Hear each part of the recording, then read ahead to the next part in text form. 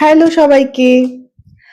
আজকের ভিডিওটাতে আমি শেয়ার করব একটা ইনফরমেশন। গতকালকে অ্যাকচুয়ালি আমার একজন ডাক্তারবাবুর সাথে কনভারসেশন হচ্ছিল। আচ্ছা স্যার, আজকের দিনে দাঁড়িয়ে আমরা তো ডায়েট নিয়ে খুব সচেতন, young generation specially diet, gym এগুলো।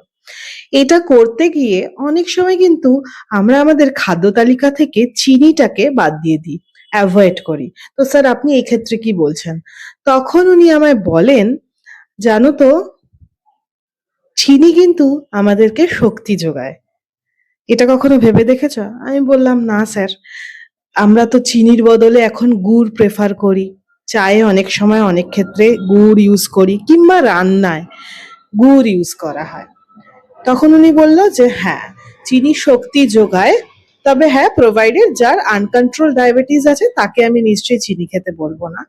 কিন্তু ইন জেনারেল যে একদম নর্মাল একটা পার্সন, যার মধ্যে শারীরিক কোনো অসুস্থতা নেই, সে কিন্তু খেতেই পারে।